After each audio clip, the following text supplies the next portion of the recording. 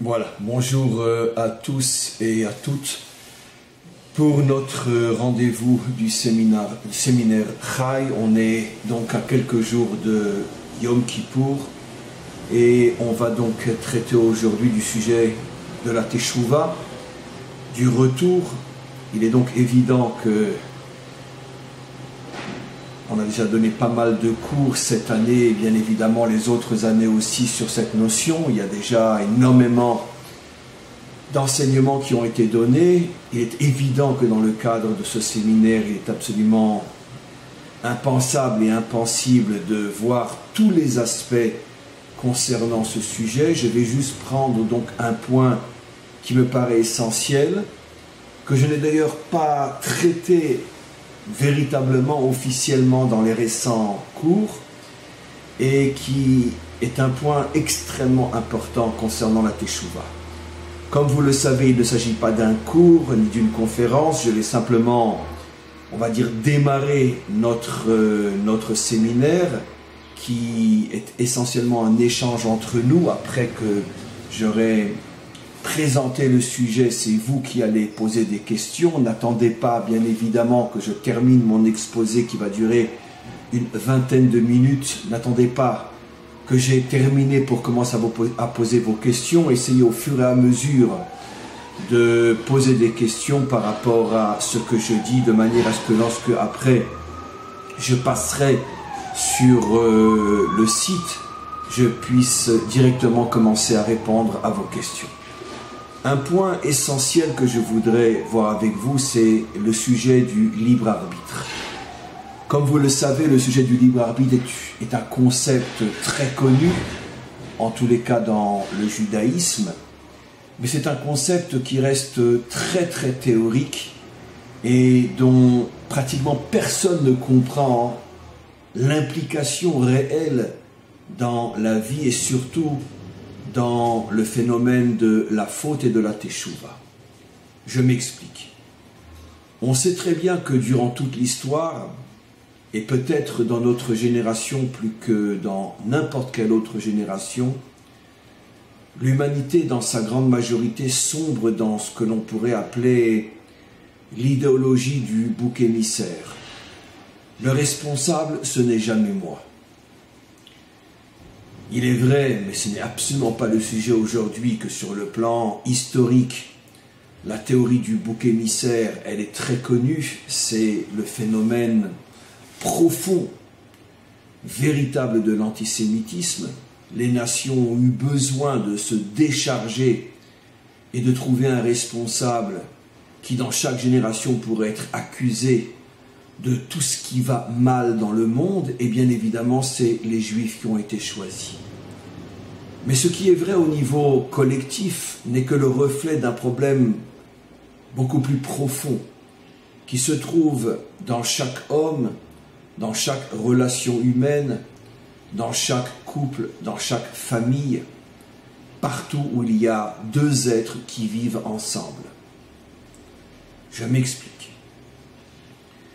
Partout où il y a confrontation, partout où il y a échange, partout où il y a vie en commun, il y a forcément des erreurs, des fautes, des chutes, des tensions, des colères et souvent aussi des séparations.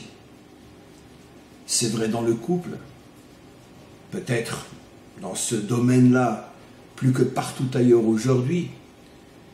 Dans le monde moderne, il y a beaucoup plus de gens non mariés que de gens qui restent mariés avec la même femme, le même homme, toute une vie.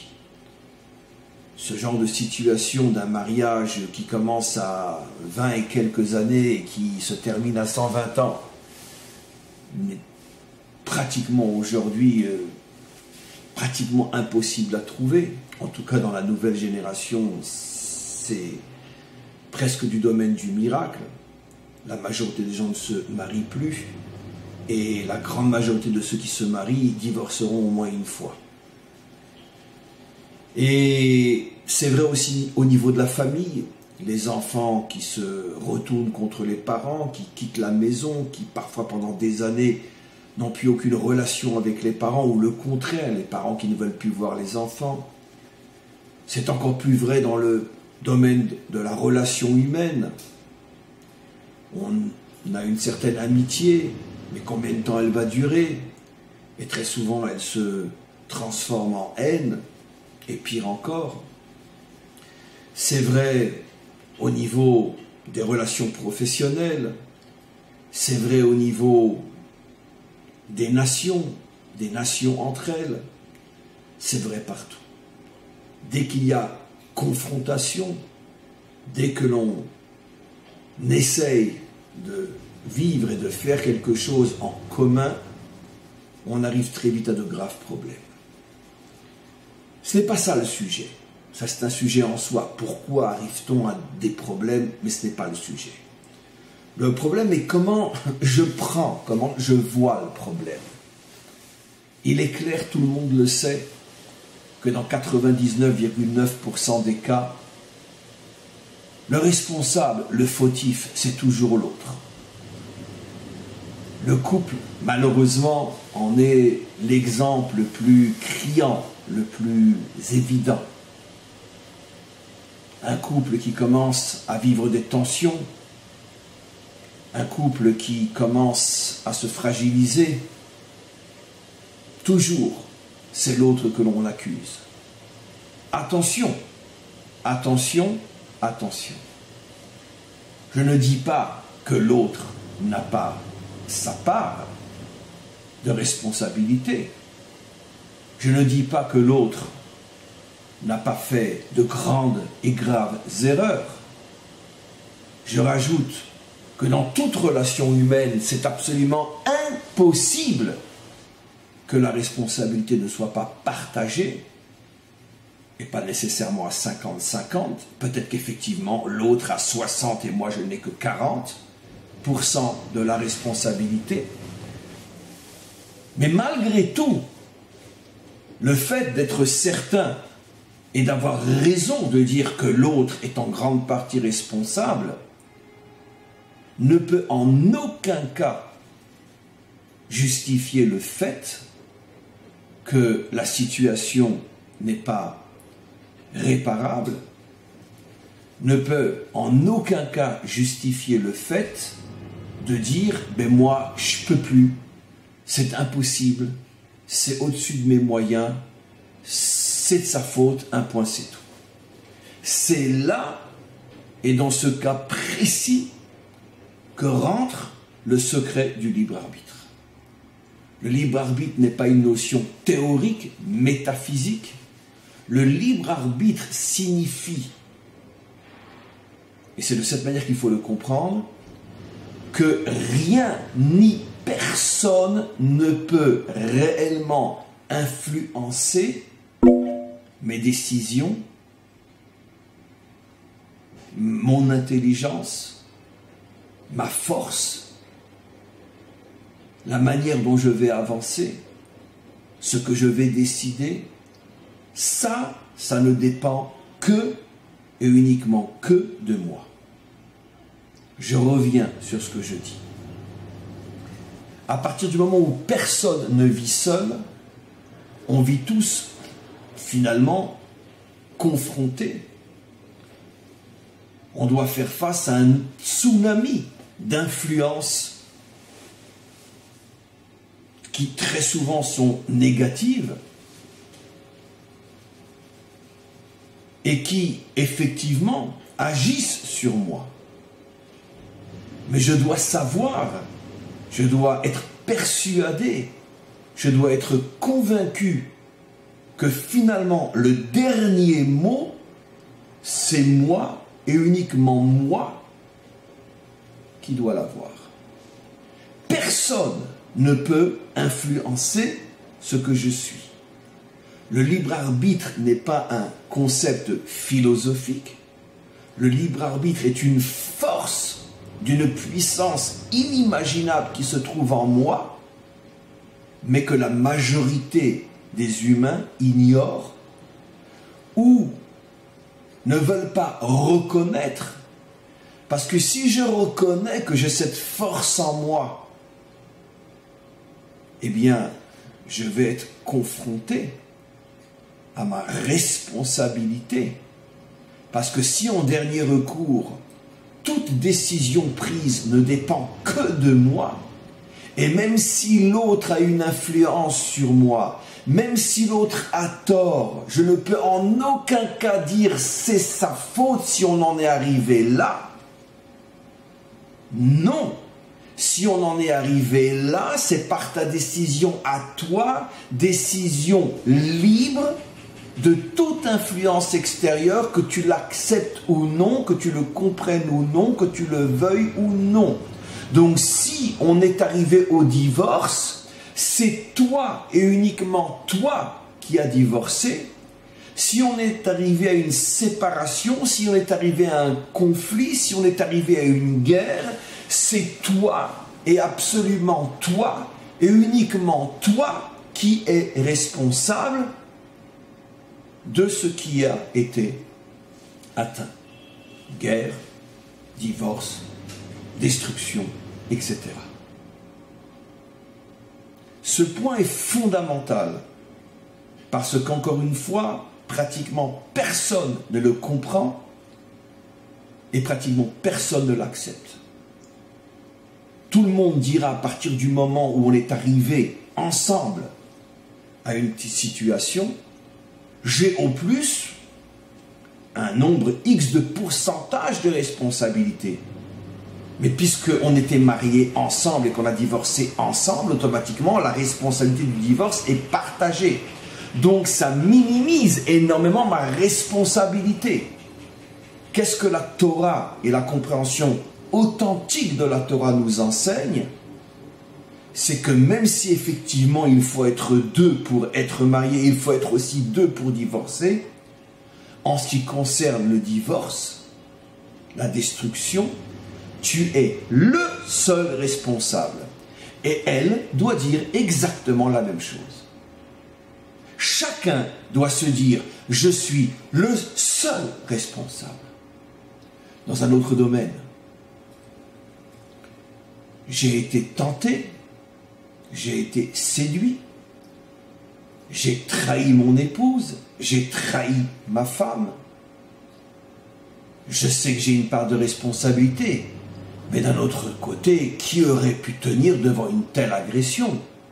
J'étais en voyage d'affaires à 5000 km de chez moi, et puis fatigué, n'ayant pas vraiment toute ma tête, j'ai été agressé, séduit par une jeune femme. Bon, d'un autre côté, je ne suis pas le seul responsable. Je n'ai pas été la chercher. Ce n'est pas moi qui ai commencé. C'est elle qui s'est approchée de moi. C'est elle qui m'a fait comprendre que, très bien, j'ai suivi. Mais tout a commencé, tout est venu d'elle. Une compréhension authentique de la structure réelle qui se cache à l'intérieur de l'homme me fera comprendre que malgré tout le contexte derrière lequel je pourrais me réfugier et finalement la traiter, elle, de bouc émissaire, je dois savoir que je suis le seul et unique responsable. Car j'avais la force, l'entière liberté, libre arbitre de dire non, et j'ai dit oui. Ce n'est que moi qui ai dit oui, je suis le seul et unique responsable.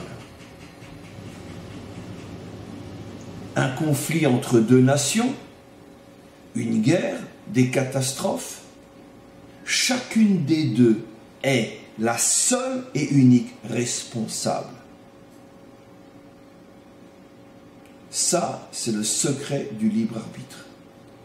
En dernier recours, je suis libre, j'ai la liberté totale et absolue de prendre la décision finale, et donc c'est moi et personne d'autre, et aucune influence derrière laquelle je peux me réfugier et dire je ne suis pas le seul à en être arrivé là.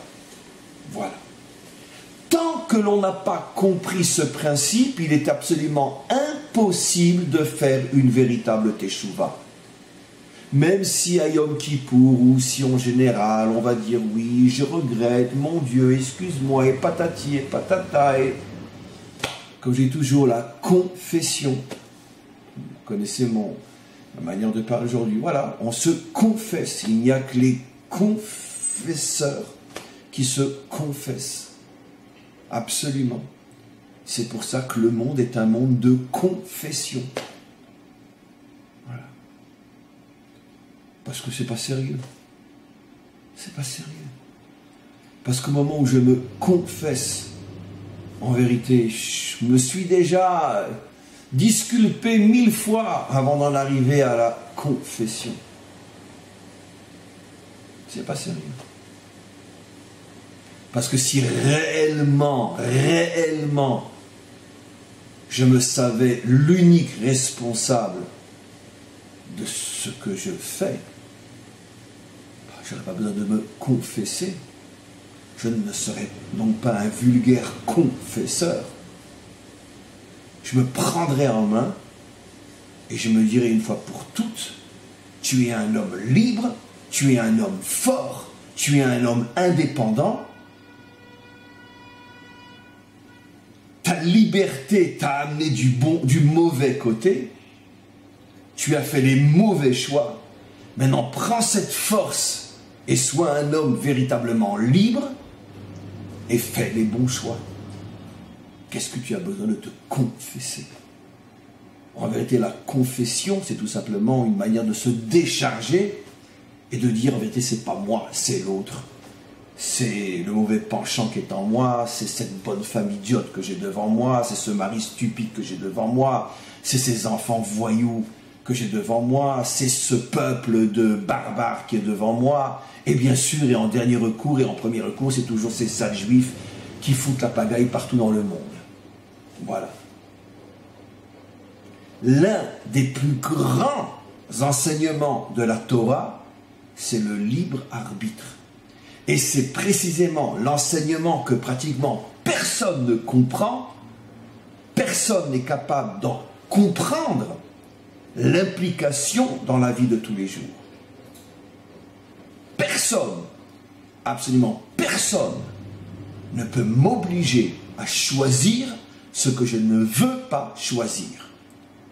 Mais comme je ne sais pas que j'ai cette force en moi, dès que l'on agit et que l'on n'exerce des pressions sur moi, tout de suite je me réfugie derrière c'est pas moi, hein, c'est eux. Et je minimise ma responsabilité à quelques pourcentages, et c'est comme ça que ma conscience est tranquille, et que bon, une petite confession par-ci, par-là, je regrette, je le ferai plus, et ta sœur, et puis hop, voilà. Ça, c'est le fondement de la teshuva.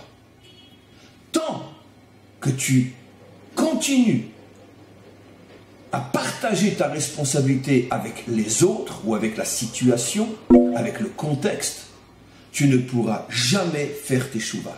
Si tu feras la teshuva du dimanche matin et tu seras un véritable confesseur, mais tu ne seras rien de plus. Mais la véritable teshuva, elle commence par la prise de conscience que tout ce qui s'est passé dans ma vie, j'en suis le seul et unique responsable. Le seul et unique. À ce moment-là, je peux faire une vraie teshuva. Et cette teshuva, comme je l'ai expliqué il y a quelques instants, va me donner une force inimaginable, puisque le point de départ de cette teshuva était la prise de conscience que je suis un homme libre, simplement que j'ai utilisé ma liberté d'une mauvaise manière. Mais maintenant, après avoir pris conscience que je suis un homme libre, je vais commencer à utiliser ma liberté d'une bonne manière, et ça va me donner des forces inimaginables et une réussite extraordinaire dans ma vie. Dans un autre contexte, nos maîtres nous disent « En davar haomed mipnei haratzon » rien ne tient devant la volonté. Alors là aussi, il ne s'agit pas d'un concept philosophique, métaphysique, spirituel. Il s'agit de quelque chose de réel. La volonté dégage des énergies qui ouvrent devant moi un chemin qui fait tomber tous les obstacles. La volonté est une énergie, dans le sens réel du terme. On avance, on a devant soi des obstacles. Très souvent, on renonce, on s'affaiblit, on se décourage, et finalement on laisse tomber. Mais si on arrive à dévoiler en soi une volonté de faire, il faut savoir qu'au moment où je me suis convaincu que je ne reviendrai pas en arrière, à partir du moment où je me suis convaincu que je ne baisserai pas les bras, à ce moment-là, une véritable énergie sort de moi. Je parle d'une énergie réelle. Même si on ne voit pas l'énergie qui circule entre deux portables, elle est là, cette énergie. Et c'est elle qui nous permet de nous connecter et de parler. À partir du moment où je veux, et je ne reviendrai pas en arrière, je dégage une énergie inimaginable qui va faire tomber le mur qui est devant moi. Ce qui veut dire que les événements vont tourner de telle manière que bon, finalement, hop, allez, j'avance. Les événements, on va pouvoir les expliquer. Tout d'un coup, une rencontre avec un tel qui a dit, tiens, ta. Mais ce que nous, on ne sait pas, c'est que ça, c'est uniquement la vitrine. Mais qui c'est qui a amené un tel à, justement, à agir de telle manière à ce que je puisse avancer, m'ouvrir la bonne porte, etc. Alors que je me sentais coincé. Qui c'est qui a, finalement, amené tous ces événements à m'ouvrir la porte? C'est ma volonté. Ma volonté de ne pas revenir en arrière. La volonté est une force inimaginable. La volonté est une énergie extraordinaire. Et grâce à elle, En davar omed mipne aratson, disent nos maîtres, rien ne tient devant la volonté. En revenant sur le contexte beaucoup plus global, on pourrait expliquer et comprendre que finalement, l'antisémitisme, la diabolisation du peuple juif, aujourd'hui plus que jamais dans la presse et partout ailleurs, est le reflet d'une maladie inimaginable, d'un cancer inimaginable qui ronge l'humanité tout entière. L'humanité tout entière a tellement peur de prendre ses propres responsabilités et de s'accuser elle-même d'être responsable de tout ce qui va mal dans le monde. L'humanité a tellement peur d'être responsable qu'elle se trouve à bouc émissaire. J'irai jusqu'à dire que plus l'antisémitisme est fort, aujourd'hui c'est de l'antisionisme, plus l'antisionisme est fort et plus nous avons la preuve que l'humanité est en train de mourir. C'est l'agonie totale. Puisque plus la diabolisation d'Israël est grande, plus cela prouve que ce cancer de l'irresponsabilité ronge complètement l'humanité tout entière. Et donc c'est sa fin. Comme je l'ai expliqué, cette maladie n'est pas qu'au niveau international. Elle est dans chaque couple, dans chaque relation humaine, et aussi et surtout dans la relation entre l'homme et Dieu. En ce sens, je vais être très fort, mais je le dis,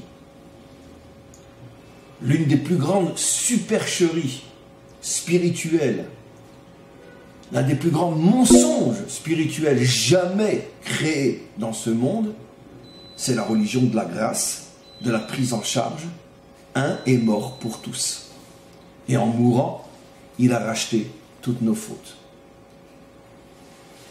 C'est pour ça que je dis toujours, et j'insiste, dire que cette spiritualité est issue du judaïsme, c'est comme dire que du feu pourrait sortir de l'eau. C'est impossible et impensable.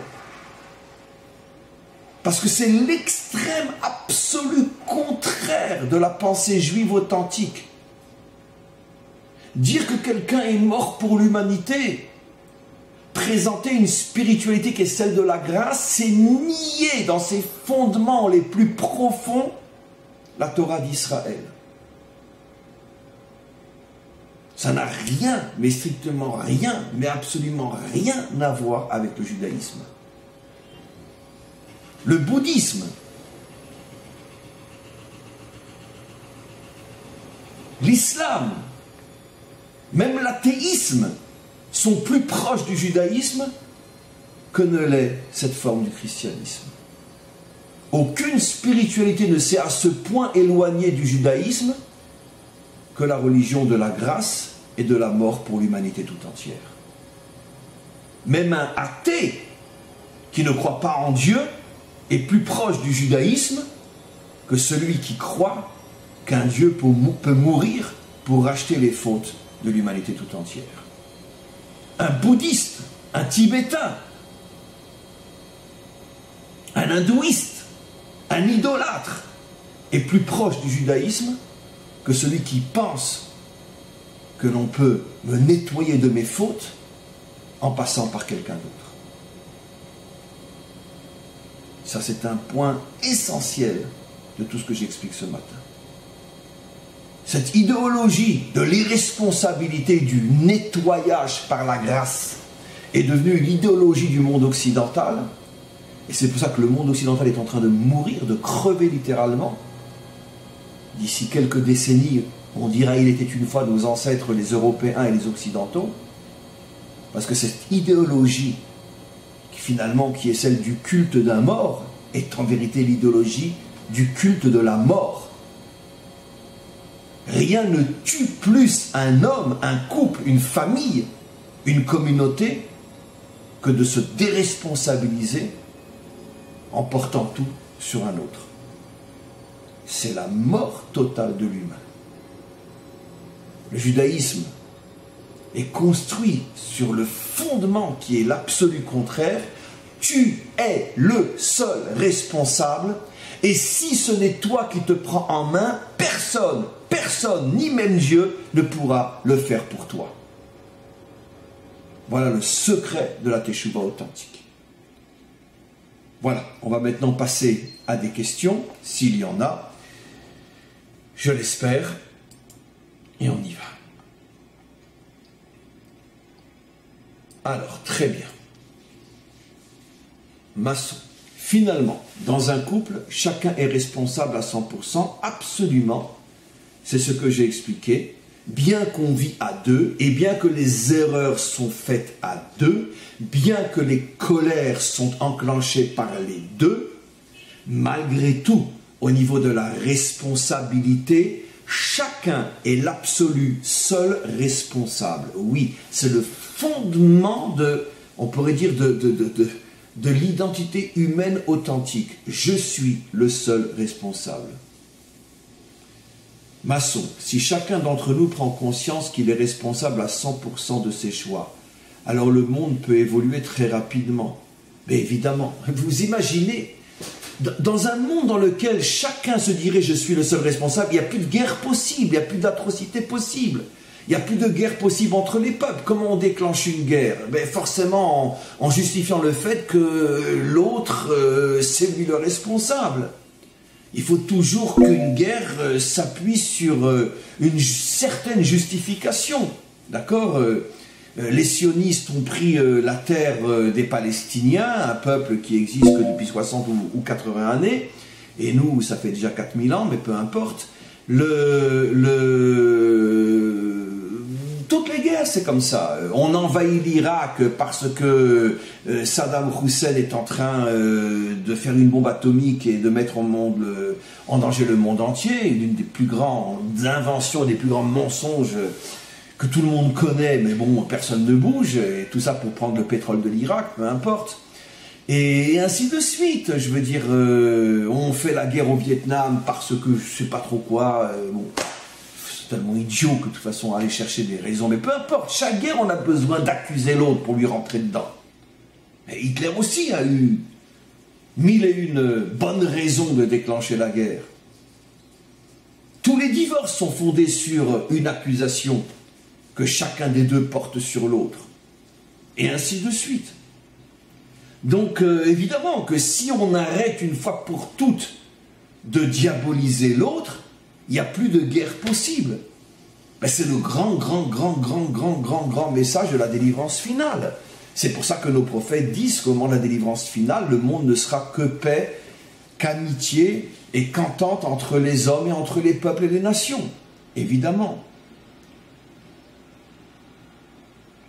Comment développer cette prise de conscience? Je reviens toujours à ma réponse très générale, mais malheureusement très authentique et très pratique. L'étude de la Torah d'une manière authentique avec des maîtres authentiques.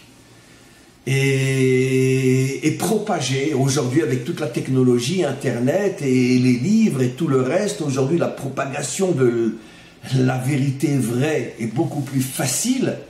Et petit à petit, elle fait son chemin, comme on le voit.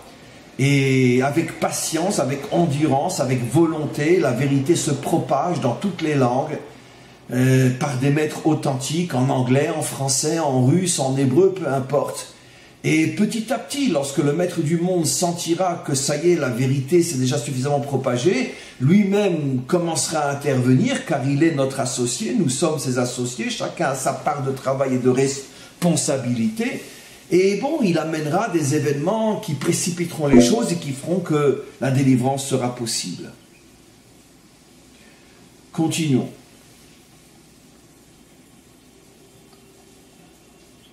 Christine Bruno, la véritable Teshuvah est active. Absolument. La véritable Teshuvah, c'est bien sûr pas se dire le jour de Kippour ou le dimanche matin, mon Dieu, pardonne-moi, j'ai fauté, je te promets, je ne recommencerai plus, et ta sœur et mon frère, etc. Bien sûr que c'est pas ça.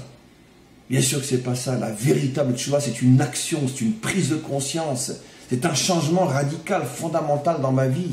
C'est être capable, après des années de disputes à l'intérieur d'un couple, que tout d'un coup, un matin, le mari se réveille et va trouver sa femme et lui dit « Ma chérie, je m'excuse pour tout ce que je te dis, pour tout ce que j'ai pu t'accuser. Je suis le seul responsable de tout ce qui s'est passé jusqu'à aujourd'hui. » C'est sûr que dans un premier temps, son épouse va le prendre pour un fou. Bon, après, il va lui expliquer. Et finalement, cette prise de conscience, il l'attend aussi d'elle. Mais c'est évident que c'est ça la vraie Teshuvah. Et attention, quand le mari va dire « Ma chérie, je suis le seul responsable », ça ne veut absolument pas dire que toi tu es propre, tu n'as rien fait. Non, au contraire. Le mari doit dire à sa femme « Sache que tu as ta part de responsabilité. Mais je m'en fous, c'est pas mon problème. Moi, je regarde ce qui me concerne moi. Tu as tes responsabilités, fais tes chouvas sur tes problèmes. Mais en ce qui me concerne, moi, je ne me sers pas de tes fautes pour me justifier moi-même. Moi, à mes yeux, je suis le seul responsable. » Évidemment, la teshuva, c'est une véritable action. On continue.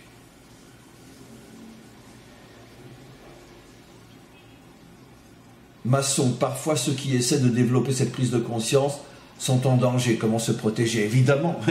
Il n'y a pas plus grand danger que de prôner le libre arbitre tel que je l'explique aujourd'hui.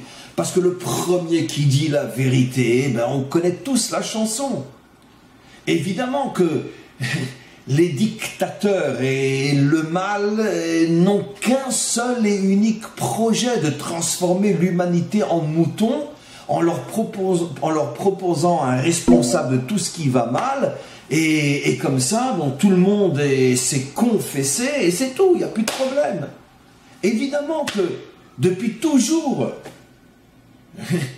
le mal veut transformer l'humanité en mouton, c'est-à-dire en irresponsable. Je suis le berger, un point c'est tout.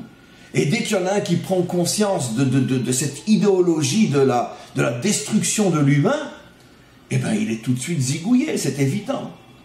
C'est sûr que c'est très dangereux. Mais d'un autre côté, on n'a pas le choix. On ne pourra pas faire avancer le monde sans prendre des risques. Et tout homme, toute femme, juif et non-juif, qui ont pris des risques pour faire avancer le monde, même si la majorité y ont laissé leur vie, malgré tout, ils ont fait avancer le monde.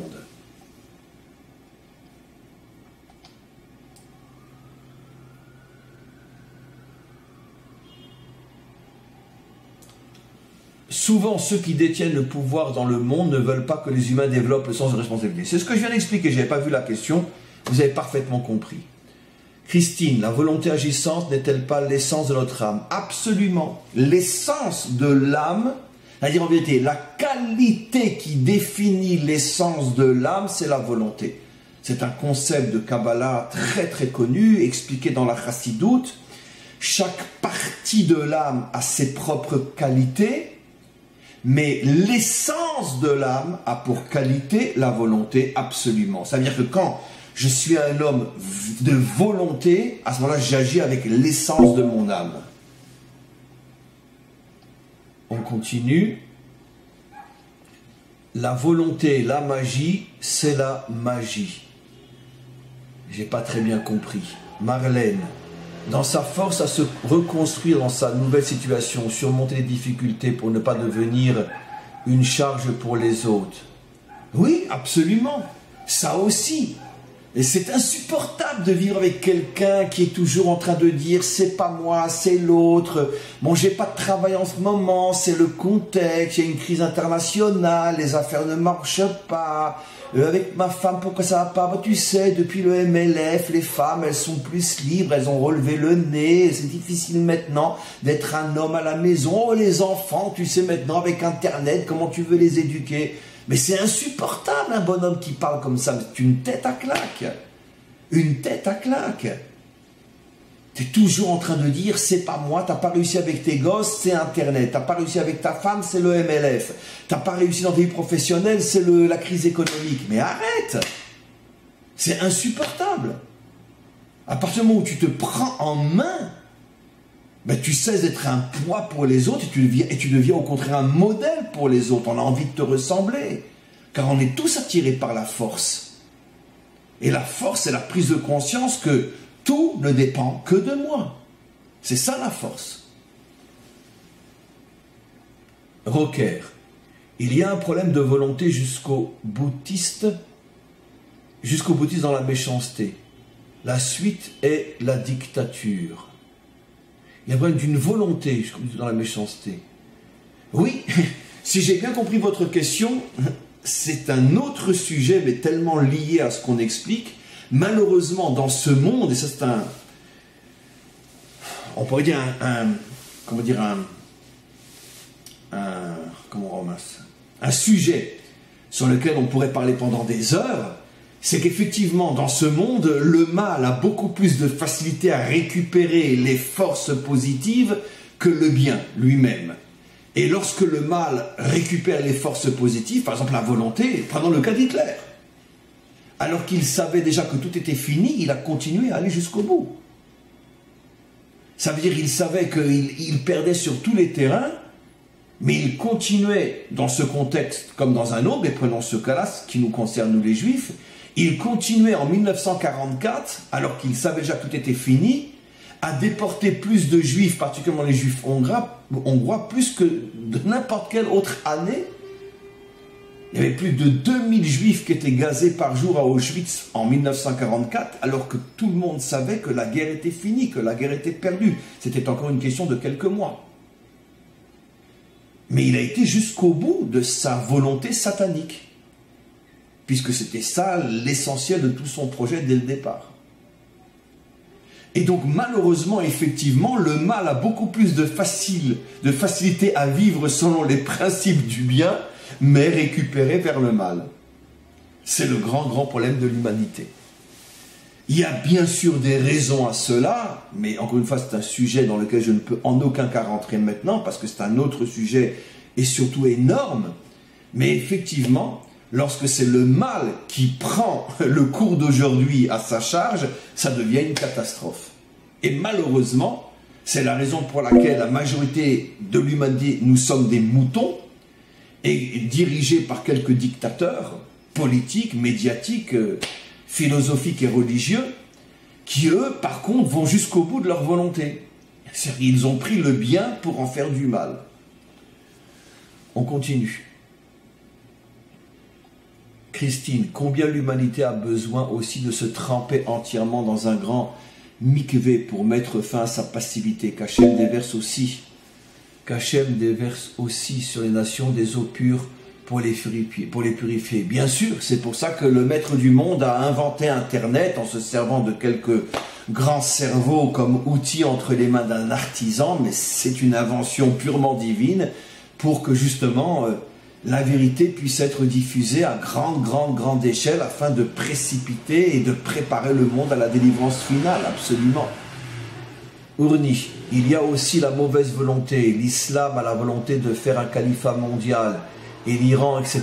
Bien sûr, c'est ce que je viens d'expliquer à la question de Rocker, absolument. Malheureusement, dans ce monde, les méchants ont beaucoup plus de facilité à appliquer le cours d'aujourd'hui que le bien. C'est un principe fondamental, connu, plus vieux que le monde, mais ça, encore une fois, c'est un sujet en soi que j'ai déjà souvent traité, dont il faudrait parler effectivement. Mais c'est vrai, la constatation est malheureusement terrible que les méchants, eux, n'ont aucun problème à comprendre le cours d'aujourd'hui.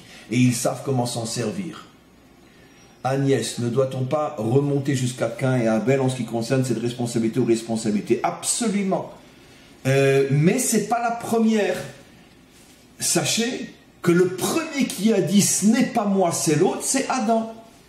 Regardez, un verset explicite, traduit plus ou moins de bonne manière en 70 langues. Dieu lui dit « mais qu'est-ce que tu as fait ?» Il dit « mais c'est pas moi, c'est la femme que tu m'as donnée, c'est elle qui m'a donné du fruit et j'ai mangé. » La première fois qu'un homme se décharge, c'était Adam. Nos maîtres disent, s'il avait le courage de dire « oui, maître du monde, j'ai pris, j'ai mangé », sans même citer sa femme, il aurait tout réparé et l'histoire n'aurait pas été ce qu'elle a été. À partir du moment où il a dit « mais c'est pas moi j'ai rien fait, c'est toi qui l'as créé cette folle. S'il y a un responsable, c'est pas moi, c'est toi. » À partir du moment où il a dit ça, l'humanité est devenue ce qu'elle est devenue aujourd'hui. Une humanité d'irresponsables, de moutons. Exactement. Caïn, pour reprendre ce que vous dites, fait exactement la même chose. Caïn, qu'est-ce qu'il va dire? Lui aussi, il va se réfugier derrière le fait, je l'ai expliqué des dizaines de fois dans mes cours, qu'effectivement, Abel était un personnage prétentieux, qui se considérait comme étant le serviteur de Dieu, donc le porte-parole de la vérité, de la sainteté dans ce monde, une tête à claque, Bekitsour, parce que nos maîtres ne voient absolument pas Abel comme un saint. Ah non, mais alors pas du tout. Ça, il faut comprendre la Torah avec les yeux des maîtres d'Israël pour comprendre que malheureusement, la majorité de l'humanité comprend tout de travers. Oh, le pauvre Abel, le pauvre petit serviteur de Dieu qui s'est tué par un véritable grand méchant. Nous. Bon, mais ça, c'est la lecture chrétienne de la Bible. Chez nous, les Juifs, on comprend très bien que Abel était une tête à claque. Il n'arrêtait pas de narguer, de provoquer Caïn. Alors, qu'est-ce que tu as fait aujourd'hui? Tu as été traire tes vaches. Ben moi, sache que j'ai parlé à Dieu pendant des heures. Moi, je suis un homme, un vrai. Toi, tu es un animal qui vit avec les animaux. Il l'a rendu fou, Caïn. Mais d'un autre côté, lorsque Caïn a tué Abel, il est le seul et unique responsable de ce meurtre. Et il a essayé de se réfugier derrière, c'est ce qu'il va dire à Hachem, « Oh là là, la punition est trop grande, je t'en supplie, je ne suis pas vraiment responsable. » Il a même fait craquer Hachem, qui lui a dit « Bon, mais ça va, je te donne un signe qui te protégera de tous ceux qui te veulent du mal. » Il est arrivé finalement à jouer à la victime. D'ailleurs, c'est ce que font tous les méchants. Ils frappent et puis après, ils se font victimes. Nous, en Israël, on connaît ça. Je veux dire, l'idéologie de l'assassin victime, on la connaît. C'est nos voisins. Plus ils nous font du mal et plus ils se transforment en victimes. Et ça marche. Ça marche surtout en Occident, puisque l'Occident est fondé justement sur la spiritualité de la victime, de celui qui meurt pour les autres. Justement. On continue. Sarah. La teshuva s'applique dans tous les domaines de la vie. Dans les enfants, oui, apparemment vous n'étiez pas au début de mon intervention, car j'ai beaucoup parlé justement dans le couple, dans les enfants, etc. J'ai vraiment... Quand vous réécouterez, je vais mettre de toute façon l'intervention d'aujourd'hui sur le site, tout de suite après que nous ayons terminé, dans quelques minutes, et vous verrez, j'en parle effectivement beaucoup. Steve, Fauter n'est-il pas humain? Ne peut-on pas dire que c'est un peu normal que l'homme connaisse des échecs? Bien sûr, absolument. C'est un verset explicite. Shiva yipol tzadik vekam. 7 fois le juste tombe, mais se relève. Et comme j'ai expliqué des centaines de fois dans mes cours, être injuste, ce n'est pas ne pas tomber. Être injuste, c'est être capable de tomber et de se relever. Bien sûr que la faute est humaine. Encore un autre verset. En tzadik ba'aretz asher lo yechta. Il n'y a pas d'homme dans ce monde qui ne peut fauter. Moshe Rabbeinu a fauté, il n'est pas rentré en Israël. David Ameller a fauté avec Bathsheba. Comme je dis toujours. Et c'est pas de l'humour, c'est vraiment vrai.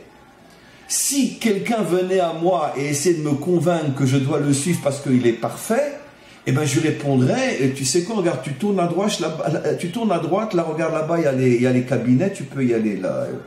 Et tire bien la chasse et essaye de partir avec. C'est ce que je lui dirais. Parce qu'à partir du moment où quelqu'un se présente devant moi comme quelqu'un qui ne faute pas, mais pour moi c'est de l'excrément. C'est bon, je le dis à la Dinovitch, mais c'est vrai. Ça pue comme de l'excrément. Ça veut dire quoi tu fautes pas? Ça veut dire quoi? Pour qui tu te prends?